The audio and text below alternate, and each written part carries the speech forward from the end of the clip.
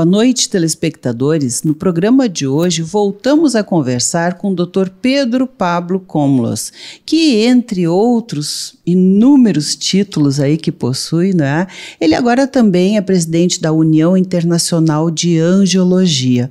E nós convidamos novamente, né, o Dr. Pablo para conversar com a gente sobre os assuntos mais atuais e aqueles que já são muito conhecidos, sim, mas que hoje se tem novas condutas, novidades por aí, que a gente veio saber dele. Tudo bom, doutor Pedro?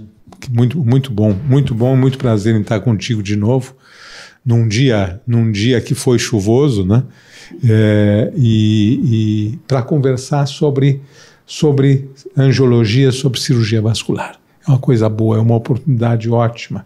Inclusive, Eliane, considerando que hoje, recentemente, na última sexta-feira, se comemorou o Dia Mundial da Trombose Venosa. No passado, as pessoas não sabiam exatamente o que era isso, mas depois de uma série de casos mundialmente difundidos, isso passou a fazer parte vamos dizer, da curiosidade dos pacientes de uma maneira geral e também do medo de ter alguma coisa nesse gênero. Então, o Dia Mundial dessa enfermidade foi uma oportunidade da gente fazer vários encontros, várias divulgações, saiu na mídia escrita, na mídia falada, participei de vários seminários por internet para discutir isso aí. E agora, a coisa mais moderna, mais recente, é a aproximação da inteligência artificial com a trombose venosa. E as pessoas, teus espectadores, vão se perguntar, mas o que a inteligência artificial tem a ver com uma doença assim? Bom, em primeiro lugar, as pessoas chegam para um atendimento de urgência com uma trombose venosa, ou então a sua consequência, que é uma embolia no pulmão, elas chegam nos serviços de emergência sem especialistas, com intensivistas, com emergencistas. Então, a inteligência artificial, ela lhes confere o conhecimento imediato do quadro clínico, de como é que se faz o diagnóstico, que para um especialista é uma coisa característica, típica, que a gente identifica pelo telefone. Mas para quem não está acostumado com isso, é uma coisa diferente. Além disso, imediatamente oferece as opções de diagnóstico, os exames mais importantes, logo em seguida ajuda na interpretação dos exames, depois disso oferece o tratamento mais atual, mais eficaz para aquele perfil, idade, sexo, enfim, uma série de características, peso, e por fim ainda pode oferecer uma ideia de prognóstico. Como será provavelmente o desencadeamento daquela enfermidade naquela pessoa, quais são as perspectivas de melhora, de cura. É uma coisa extremamente interessante. Isso não está ainda desenvolvido, mas como em toda a medicina, na tua especialidade, na minha, tudo isso pode se tornar muito interessante, né? Já existem sites hoje que tu pesquisas informações de como dar uma aula, por exemplo, sobre um determinado assunto. Tu faz uma pergunta com os detalhes que precisa e o site te oferece as formalidades, sabe? Que não serve para o leigo, obviamente, porque é muito sintético, mas para nós médicos ajuda. Então, o desenvolvimento dessa vamos dizer, dessa ciência, inteligência artificial, é muito interessante. Não serve, obviamente, para o tratamento, né? Nós já temos os robôs fazendo determinadas cirurgias, mas o robô ainda é comandado pelo ser humano, não é um robô que dirige sozinho o automóvel, ele precisa de alguém. E a inteligência artificial também precisa de comando. Mas, então é uma coisa interessante que eu queria te contar e queria que os teus espectadores soubessem, vamos dizer, tomassem conhecimento disso. Eu acho isso maravilhoso, né? Porque permite, como tu disseste, que seja feito um diagnóstico mais rápido, objetivo, né? Para que se tenha também um tratamento mais imediato quando alguém chega em alguma emergência, não é?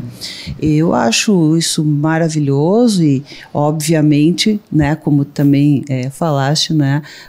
Precisa-se ter o conhecimento para saber como agir e que conduta tomar, enfim, não é para leigos, gente, porque o pessoal hoje está muito acostumado a olhar as coisas e, na verdade, confundi-las com muitas outras, tentar fazer diagnósticos, e isso acaba prejudicando o próprio paciente muitas vezes. Desculpe te interrompendo um pouquinho, eu não acho de todo ruim que o leigo se informe, né? O Google está aí para isso, né? Claro, mas eu me refiro ao sentido de que muitas vezes retarda a procura ao médico ou toma condutas próprias que podem prejudicá-lo, não é? Pelo menos toma atitudes embasadas num Dr. Google, né? Porque antigamente as pessoas também se tratavam. O ditado de médico e louco, todo mundo tem um pouco, né? As pessoas antigamente se tratavam com o balconista da farmácia. Os conselhos da vizinha, do comadre, como se diz. Perfeito. Então hoje pelo menos as pessoas leem um pouco. E se leem e procuram um médico, um especialista, eles têm a oportunidade de entender melhor a doença que a gente explica e o desenrolar, o tratamento que a gente propõe. E aí eles podem até conversar contigo, mas quem sabe não seria melhor, tá? Eu li, e aí tu podes explicar, tu podes ajudar. Eu sempre achei, Eliane, que se conhece muito pouco do corpo humano. As pessoas tiveram muito pouca informação ao longo da vida. E me agrada, sob certo aspecto, que as pessoas se informem. Sim. Tem uma lógica, o corpo humano tem uma lógica. Quando entra na patologia, bom, aí desvia da lógica, mas e as coisas ficam mais complicadas. Mas, por exemplo, o porquê das varizes? Por que as varizes acontecem? Então, as pessoas e tu sabes, é o que eu faço de manhã, de tarde, de noite. Pois bem, as pessoas acham que foi o salto alto, que foi a roupa justa, que foi a depilação a cera, que foi, enfim, que foram N fatores que provocaram. E se elas se derem ao trabalho de ler um pouco a respeito, vão descobrir que as varizes essencialmente se constituem numa deformidade genética, né? As pessoas herdam a fragilidade das veias e por aí as varizes se desenvolvem. Ao conversar com os pacientes e explicar a realidade, não existe a grande surpresa. Meu Deus, não imaginava que fosse assim, né? Mas e será que o salto alto, sabe? Tu já ouviste isso tantas vezes. Então, por isso eu acho que a informação, sob certo aspecto, ajuda, facilita o nosso trabalho de terapeutas, sabe? E as pessoas aceitam melhor o que tiver que ser feito. Verdade, nesse sentido, com toda certeza, né? E também no outro, eu digo, né? Porque às vezes vão procurar e se assustam bastante, né? Porque tem várias coisas ali, as pessoas tendem a olhar o que é o pior, né? E aí isso também leva elas a procurarem, né, logo um médico, um atendimento. Então, né, tem sempre, como tudo, o lado bom, sim, o lado não tão bom, mas a informação, de fato, é fundamental. E por isso a gente está hoje aqui, né, para trazer mais informação aí aos nossos telespectadores. Mas a gente vai fazendo um breve intervalo, doutor Pedro, porque temos muito ainda o que conversar aí e já voltamos. voltamos com você.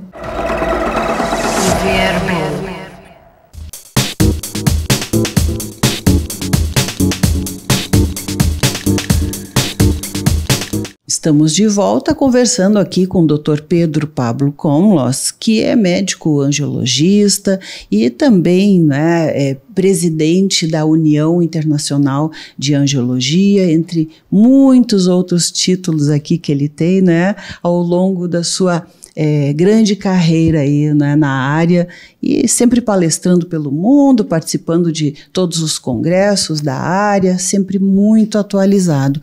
Mas, doutor Pablo, tem esta condição que nós falamos no início, que é a trombose, que ainda hoje, com toda a informação, como falamos aí, a palavra em si assusta, né? Trombose, ainda existe, né, isto. Então, eu gostaria, assim, de saber de ti, né, o que de fato é a trombose e por que ela acontece, né, para que as pessoas possam talvez ficar mais ligadas nisso, né, e consigam fazer até uma prevenção melhor, não é? Perfeito. Não, a pergunta é perfeita. Então, a trombose é a coagulação do sangue dentro de um vaso. Ela pode ser arterial, que não é o nosso foco, e quando é arterial é um entupimento de uma artéria, que são os vasos que levam o sangue do coração às extremidades. O que nos importa hoje, com foco no Dia Mundial da Trombose, é a trombose das veias, que é a coagulação imprevista, indesejada do sangue dentro de uma veia. Então, por que isso pode acontecer? Há 200 anos, um cientista descreveu 3 fatores que passou a ser conhecido como a tríade, com o nome dele, tríade de Virchow. São 3 fatores que são a diminuição da velocidade de retorno do sangue, porque o sangue nas veias retorna da extremidade para o coração. Esse retorno fica com a velocidade diminuída, um fator. Segundo, altera-se o número e o tipo dos glóbulos do sangue, como o que ocorre, por exemplo, numa simples virose. E terceiro fator, machucadura de uma veia. Então a pessoa bateu na quina da cama, ou então ficou muito tempo com a perna dobrada, ou então, por exemplo, foi submetida a uma cirurgia. Numa cirurgia ela tem diminuição da velocidade do sangue, alteração dos glóbulos e lesão numa veia. Então isso é a tríade que favorece a ocorrência de uma trombose.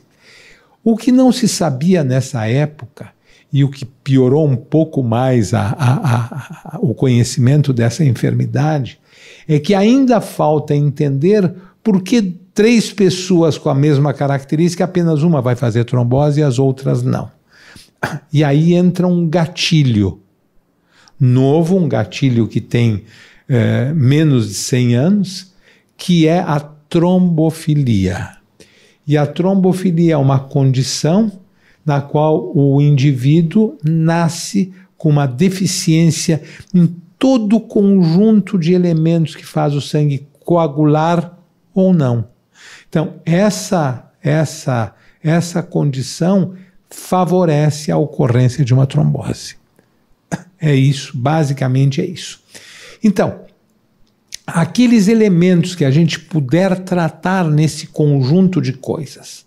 A trombofilia, que é genética, nós não temos ainda tratamento. Sequer conhecemos todas as possibilidades, conhecemos algumas. As pessoas já ouviram falar na deficiência do fator 5 de Leiden, por exemplo, que é a mais frequente, fator 5 da cadeia de coagulação. Essa cadeia de coagulação, ela é numerada, então é onde os fatores funcionam. O anticoagulante moderno, por exemplo, ele funciona inibindo o fator 10, né, inibindo o fator 10 e impedindo a coagulação e com isso tratando a trombose. Mas nós já vamos chegar lá.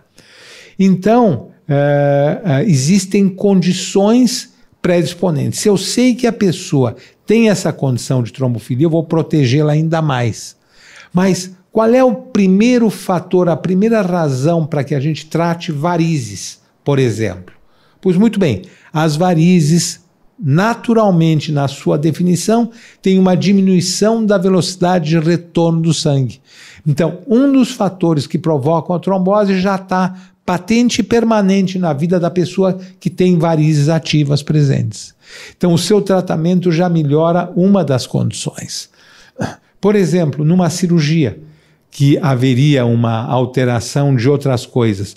O uso de prevenções, várias cirurgias estão sendo feitas com o uso de anticoagulante preventivo em pessoas com tendência, em pessoas obesas, por exemplo. Outras usam uma meia elástica durante a cirurgia e no pós-operatório imediato. Todos os espectadores já notaram que as cirurgias hoje têm uma rapidíssima recuperação. Os médicos se preocupam em colocar as pessoas em movimento rapidamente outra vez, para não haver diminuição da velocidade de retorno, para que os músculos funcionem com potência. Numa prevenção da vida normal, a atividade física é importantíssima para massagear os músculos e os músculos massagear as veias e aumentar o retorno venoso. Inclusive tem um equipamento, né? Não seria bem o termo, né, massageador, que é lá no Hospital Unimed, que faz essa massagem, digamos, durante a própria cirurgia. Eu achei fantástico, doutor Pedro, esse tipo de procedimento, né, e até gostoso, digamos assim, né? Hoje em dia, essa máquina está à disposição dos leigos também. Então, pessoas que sofrem de problemas que geram, por exemplo, edema, enxume das pernas ou de uma perna, elas podem comprar o seu aparelho e fazer essa massagem progressiva em casa, em vezes programadas pelo médico. Essa bomba de retorno é uma drenagem linfática feita pela máquina. Essas bombas existem à venda hoje em dia e isso pode ser usado. É claro que o leigo só numa situação muito definida, senão deixa isso a cargo dos médicos quando acharem necessário. Mas enfim, tens toda a razão, essa é a ideia. Vamos massagear para não haver parada do sangue, que é uma coisa importante.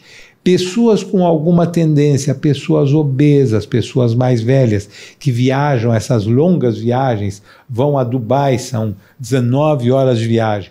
O uso de uma meia elástica durante o voo é fundamental, porque com o uso da meia elástica, qualquer movimento de um dedo do pé já causa a massagem da panturrilha, porque ela está comprimida com essa meia elástica. Então tudo se faz em termos de tentar proteger aquilo que a gente ainda não conhece e não sabe quando uma pessoa vai poder ter esse problema. E qual é o grande problema de se ter uma trombose? Então, o que intimida, o que assusta com a trombose? Duas coisas. Primeiro, a possibilidade desse aumento de volume, quer dizer, a trombose gera... A trombose é um entupimento de uma veia em um determinado lugar. Abaixo daquele lugar, a perna ou o braço incha. Então, o primeiro temor é de que esse edema, de que esse aumento de volume, esse enxume, permaneça, não desapareça, como era com os antigos anticoagulantes. Hoje já melhorou essa perspectiva. E segundo, o temor principal é o deslocamento de um coágulo da perna para o pulmão, gerando então uma embolia pulmonar, que aí é uma afecção muito grave que pode, inclusive, ter um desfecho não favorável em algumas circunstâncias, porque entope a possibilidade, entope o pulmão com coágulo, impedindo, falando-se de uma forma simplista, impedindo uma recuperação, uma respiração adequada. Bem, doutor Pedro, muito tem se falado aí sobre a questão da Covid, né, que houve um incremento dessas tromboses e tromboembolismo, como o senhor citou. O que o senhor acha disso? Eu acho que foi exatamente a Covid que levantou essa questão da trombose. A trombose é muito mais antiga do que isso. A trombose existe desde que o homem apareceu nesse nosso universo. Mas eu acho que a Covid, que aliás nós estávamos falando antes, foi um evento dramático na vida da população de uma maneira geral, mas seja lá como for, A Covid despertou a curiosidade sobre a trombose, sim, porque a Covid, sem dúvida nenhuma, foi responsável por muitos casos de trombose e muitos casos de embolia pulmonar. Muitos desses casos de embolia pulmonar tiveram um desfecho muito triste. Muitos dos casos de morte de Covid foram provocados por uma embolia pulmonar, mesmo que eventualmente não se tenha tido a oportunidade de fazer o diagnóstico. Mas foi a Covid que despertou a curiosidade. Hoje as pessoas têm uma grande curiosidade sobre trombose. Então, isso é importante, eu acho interessante que as pessoas se preocupem e procurem e façam os exames adequados. O exame é muito simples, é uma ecografia, usando o efeito Doppler, né? E a gente vê as veias completas dessas pessoas, às vezes até usando um ecógrafo portátil. Isto é um aparelho de ecografia que transmite as imagens para o celular. Então, uma coisa simples como essa é capaz de resolver o problema. Embora a característica de uma trombose, ela normalmente é muito evidente, é muito eloquente. É o surgimento, basicamente, de um aumento de uma extremidade, aumento de volume, de um edema, de um enxume súbito, que não tinha antes. Ainda tem que se fazer o diagnóstico diferencial de outras coisas, mas começa por aí, com dor para caminhar. A gente, então, né, estamos vendo aí, começa no começo, como eu digo, né, lá no princípio a questão da prevenção, né, obesidade, tabagismo e vários outros, né, várias outras condições aí predisponentes e, né, eu acho que uma das coisas bem evidentes também, que é um dos fatores, né, a questão das varizes, que devem ser logo tratadas, e nada melhor, né, do que conversar com um especialista, né, para saber da real condição, fazer prevenção e, né, por último, né, se nada disso, né, funcionar e acabar tendo uma trombose, que seja feito um diagnóstico precoce para o melhor tratamento. Tromboembolismo nem se fala, vão direto na emergência, né, doutor Pablo? Mas, infelizmente, nosso programa aí, né, já chegou ao fim e eu quero ainda pedir, né, que tu deixes então aí o teu recado final para quem nos assiste. O recado final, quando se fala num programa dedicado à saúde, como é o caso desse teu maravilhoso programa, é que as pessoas levem uma vida saudável e tratem aquelas características que sejam necessárias de ser tratadas. Hoje em dia as pessoas se preocupam demais com a aparência, com a estética, exageram, fazem tratamentos desmedidos para melhorar sua autoestima e muitas vezes esquecem a presença das varizes, por exemplo. Então, procurem tratá-las cedo. Os tratamentos são maravilhosos, são simples, dão um resultado excelente e resolvem o problema das pessoas antes que as complicações apareçam. Levem uma vida saudável, pratiquem atividade física, cuidem do peso, não de uma forma obsessiva, pensando numa magreza enferma, mas de uma maneira razoável, mantendo um equilíbrio útil. E com tudo isso, não esqueçam de ser felizes. Olha, para ser feliz a gente tem que ter saúde, não é? Então está aí para você, não é? Todos os ensinamentos, as informações aí trazidas pelo nosso querido colega, Dr. Pedro Pablo Komlos, e, né, fica a dica aí, não é? O simples fato de ter uma história na família, ó, já é, né, alguma coisa para você ficar ligado e fazer um aconselhamento aí, não é, com quem entende do assunto. Muito obrigada, Dr. Pablo, e até uma próxima, se Deus quiser. Se Deus quiser, foi um prazer muito grande. Muito obrigado. Viver bem.